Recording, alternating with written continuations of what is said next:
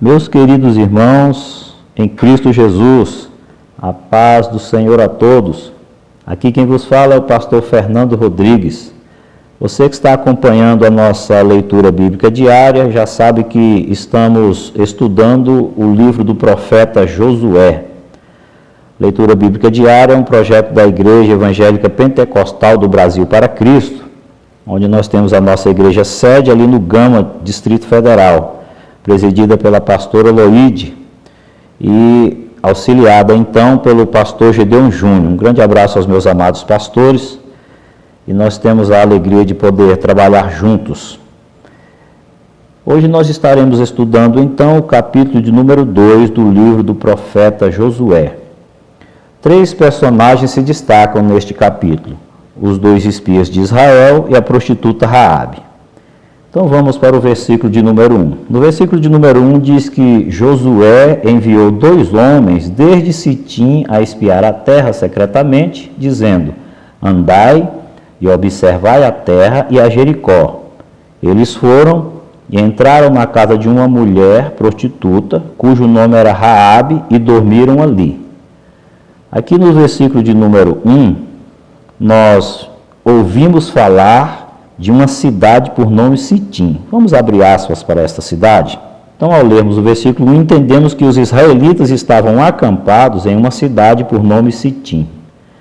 Essa cidade era conhecida como Abel Sitim ou Abil Sitim, dependendo da pronúncia.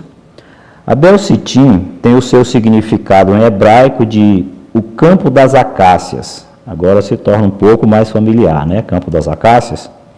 Esse local hoje é chamado de Abil Es-Eite e encontra-se ao leste do Rio Jordão. Se você quiser buscar referências sobre ela no Google, você vai encontrar então que hoje ela se chama Abil Es-Eite. Mas se você quiser referências bíblicas sobre essa cidade, elas são encontradas também em Números capítulo 33, versículo 49, Números 25, versículo 1, Josué, capítulo 3, versículo 1, Miqueias 6, 5, além do versículo em questão, é claro, Josué 2, 1. Sugere-se que este fora o 42º acampamento dos israelitas desde que saíram do Egito. Observe que o povo havia acampado, então, 42 vezes até aqui. Foi também a sede final antes da passagem do Rio Jordão. Neste local, queridos amigos, houve um fato curioso e um tanto quanto inusitado. O casamento misto dos filhos de Deus com moabitas, ou seja, homens israelitas tomaram das filhas dos moabitas como esposas e deram suas filhas como esposa aos moabitas. Este casamento, ou estes casamentos, Deus considerou como prostituição. Por quê, pastor, que Deus considerou então esse casamento, essa união como prostituição? Deus havia ordenado ao seu povo a não fazer nenhum tipo de aliança com as nações por onde eles iriam passar. Não se aparentasse com eles, nem desse suas filhas para se casarem com os seus filhos, e nem tomasse as suas filhas para se casar. Então, aqui a gente observa que Deus foi específico. Se você quiser conferir esta verdade, vá para Êxodo, capítulo 34, versículo 11 a 16, e depois Deuteronômio 7, de 1 a 4. Olha o que diz aqui em Êxodo, capítulo 34, do versículo 11 ao 16. Observe bem. Guarda o que eu te ordeno hoje, eis que eu lançarei de diante de ti os amorreus e os cananeus, os heteus, os fariseus, os heveus, os jebuseus. Guarda-te que não faças concerto, observa aqui, com os moradores da terra onde hás de entrar, para que não seja por laço no meio de ti. Observa Deus ordenando o seu povo aqui.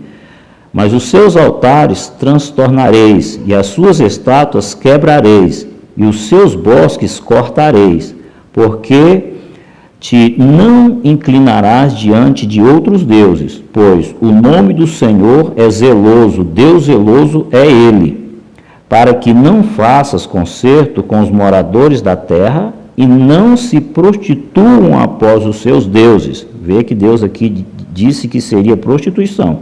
Então Deus ainda diz mais, nem sacrifiquem aos seus deuses, e tu, convidado deles, como dos seus sacrifícios. Observa, não como do sacrifício deles e nem sacrifique com eles.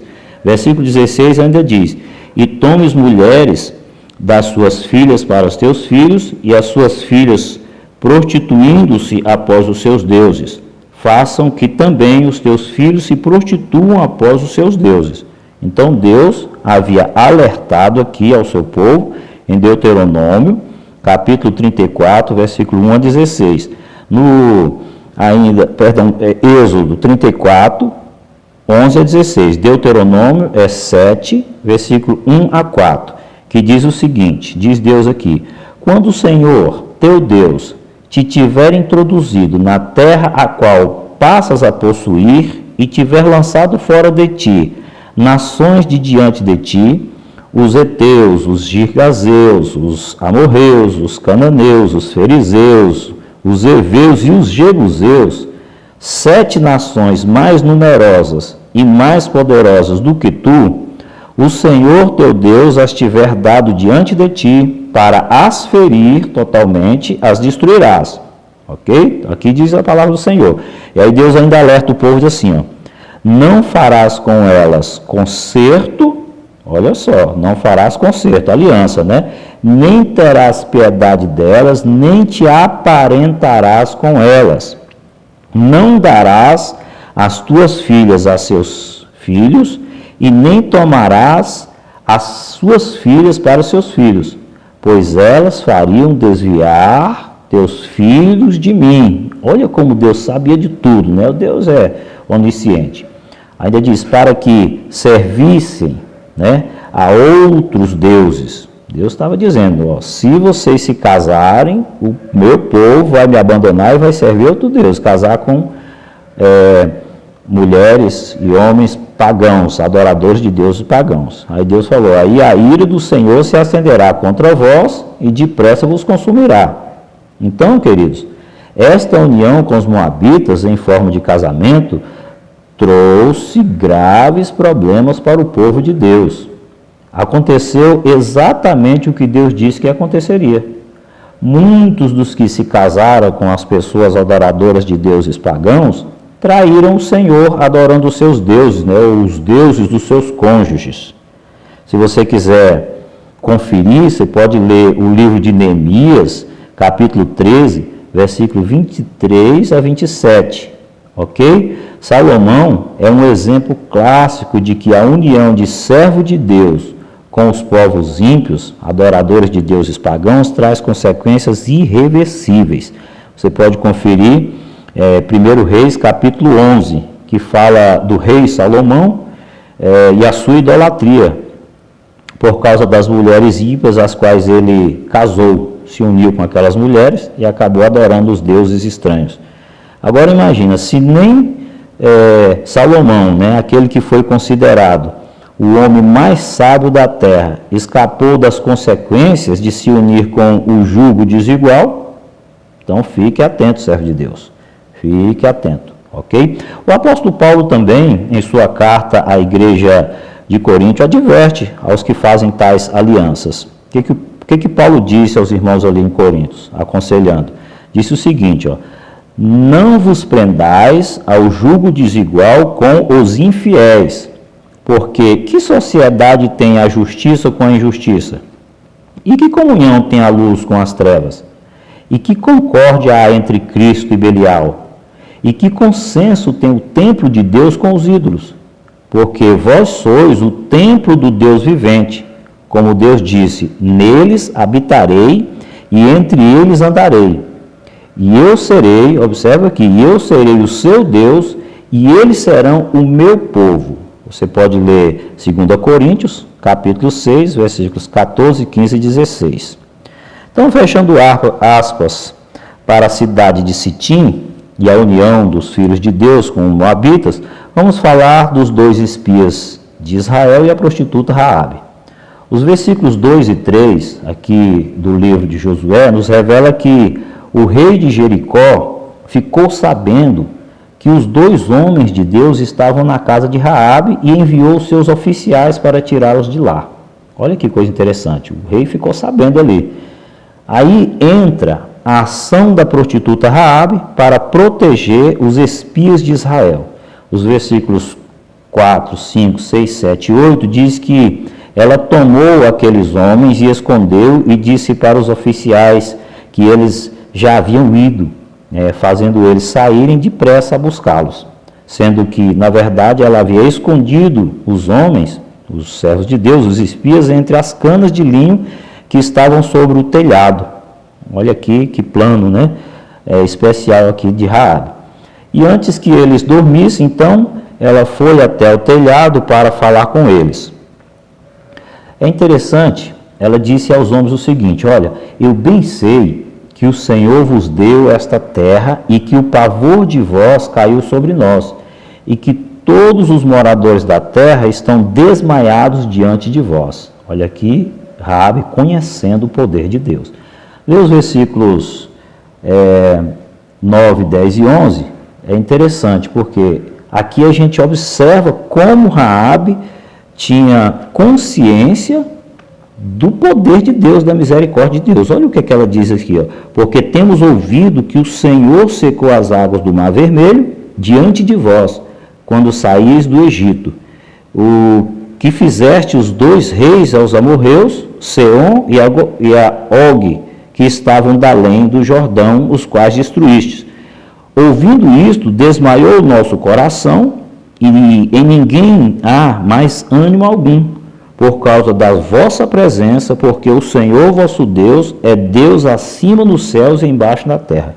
Olha como a prostituta Raabe reconhece a grandeza e o poder de Deus, e ao saber da história, dos feitos de Deus ali do Egito, no Egito, a passagem do mar, aquilo que Deus havia feito, ela então aprende a temer a Deus e, na primeira oportunidade, ela agarra essa oportunidade para servir a Deus.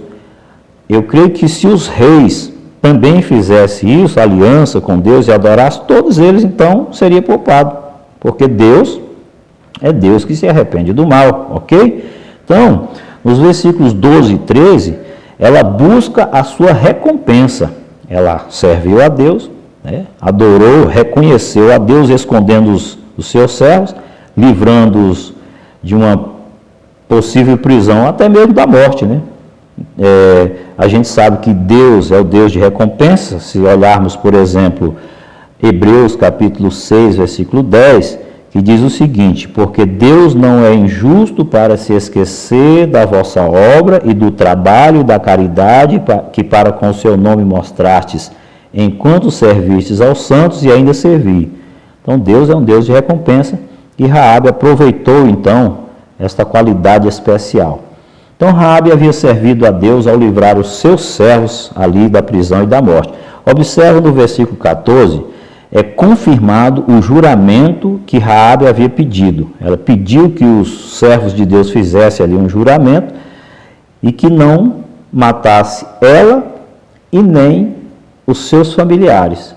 Então, ali foi feito um pedido, ela faz, e nesse momento os espias de Israel, aqueles homens, responderam para ela o seguinte: olha, Raabe, a nossa vida responderá pela vossa até o ponto de morrer, se não denunciardes este nosso negócio. Ou seja, se você não mudar o propósito, se você continuar com esta fidelidade com Deus e nos proteger, nós também te protegeremos. Aí eles continuaram dizendo o seguinte para ela: e será, pois, que, dando-nos o Senhor esta terra, usaremos contigo de beneficência e de fidelidade. Observa aqui que estava ali uma aliança sendo firmada entre os 2 espias de Israel e a prostituta Raabe. Ou seja, para salvar a sua vida, e de toda a sua família, Raabe não poderia quebrar de forma alguma aquele juramento, aquela aliança, aquele acordo firmado. Diz no versículo 15 que ela então os fez descer por uma corda pela janela, porquanto a sua casa estava sobre o muro, ou o muro da cidade ali de Jericó. Ela morava então, o que nós podemos observar? Em cima do muro, sobre o muro. Aqui já nos dá uma ideia das dimensões das muralhas de Jericó. Mas esse assunto é para os próximos capítulos, ok? Nós estaremos estudando sobre esta muralha. Mais precisamente, na verdade, o capítulo 6, nós estaremos falando desse assunto.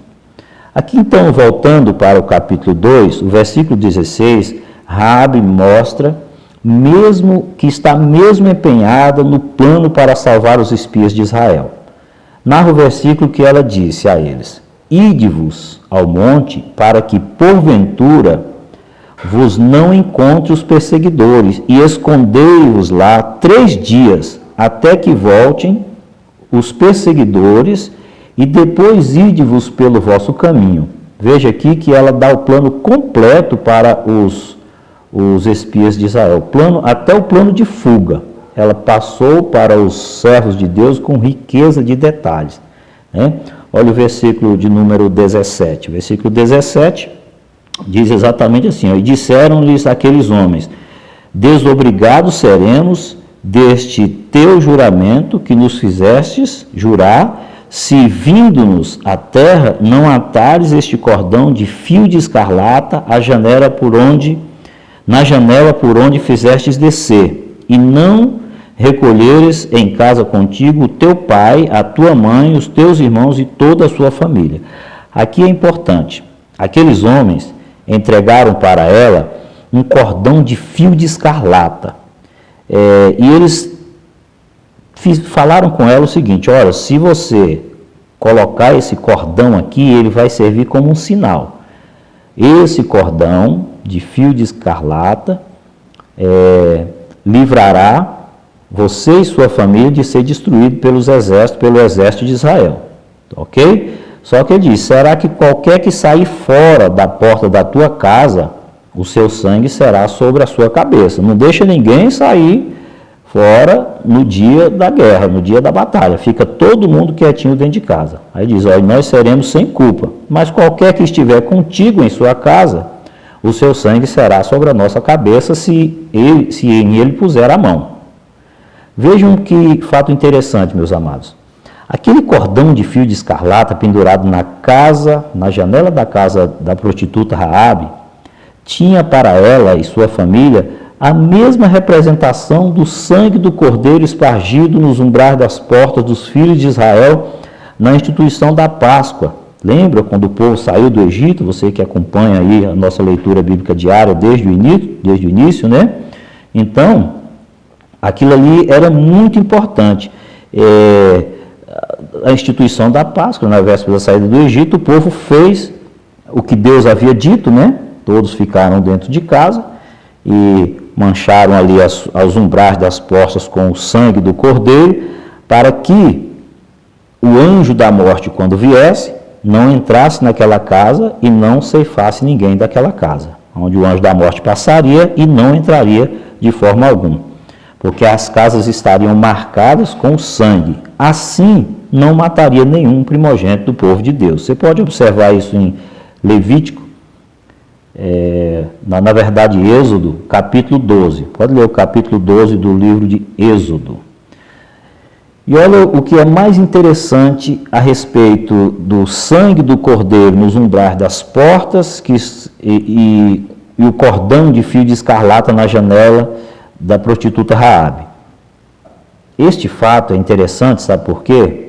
Porque tanto o sangue derramado ou sangue espargido ali nos umbrais das portas, quanto o fio de escarlata na janela de Raabe, também profeticamente já nos apontava para o sangue de Jesus Cristo que seria derramado na cruz do Calvário. Olha que interessante. Seria então para a remissão e a salvação do homem pecador. Observe como o cânon da Bíblia é maravilhoso, né? Esses 66 livros é como se fosse um DNA, eles correlacionam entre si. Êxodo, o sangue do cordeiro serviria para livrar o povo da morte pelo anjo, que viria pelo anjo. No livro do profeta Josué, o cordão do fio de escarlata serviria para livrar Raabe e toda a sua família também da morte pelos exércitos de Israel desta feita. E nos evangelhos, o sangue do cordeiro imaculado derramado para livrar o homem da condenação eterna. Como Deus é maravilhoso, né? Se você observar a Bíblia, ela está nos apontando agora então o quê? Para o arrebatamento da igreja, né? Porque tudo concorda para esse fato glorioso. Por essas e outras coisas, nós somos apaixonados pela Bíblia Sagrada e temos convicção de que ela é a palavra de Deus. Aqui nos versículos 21 a 24, voltando aqui para o livro do profeta Josué, observamos que Raabe e os 2 espias de Israel fizeram exatamente conforme o combinado. Eles voltaram para Josué, contaram tudo quanto lhes acontecera e disseram a Josué o seguinte: certamente o Senhor tem dado toda esta terra em nossas mãos, pois até os moradores estão desmaiados diante de nós. Ali quando eles contam, né? Então Josué confirma, acreditando ali na promessa de Deus. Aí a gente observa que uma simples mulher, apontada talvez e julgada por muitos, tomou a atitude de reconhecer os feitos e o poder de Deus e servi-lo. Isso fez com que ela e toda a sua família fossem salvos da morte. A atitude de Raabe foi tão importante para a história bíblica que fez com que ela não só salvasse a si e a sua família, como também entrasse para aquela que chamamos de galeria dos heróis da fé. Sim, é verdade. Você vai ver também o nome dessa mulher, os feitos dela, escrito no Novo Testamento. A fé dessa brilhante mulher está citada no Novo Testamento, em Hebreus capítulo 11, versículo 31. Observe o que diz Hebreus 11, 31. Diz assim, pela fé. Então foi fé, foi ato de fé. Pela fé, Raabe, a meretriz, não pereceu com os incrédulos, acolhendo em paz os espias. Olha que coisa interessante. Pela fé, ela não foi condenada com os incrédulos. Por que essa frase tem que ser destacada? Porque a palavra diz que aquele que não crê será condenado. Então, o incrédulo, ele será condenado porque não tem fé.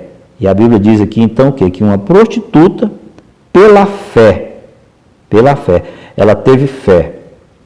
Ela não pereceu com os incrédulos.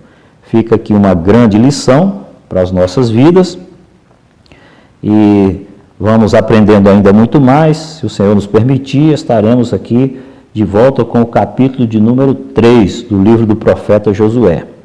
Então, terminamos aqui o capítulo 2. Fiquem todos na gloriosa paz de nosso Senhor e Salvador Jesus Cristo. Um grande abraço a todos.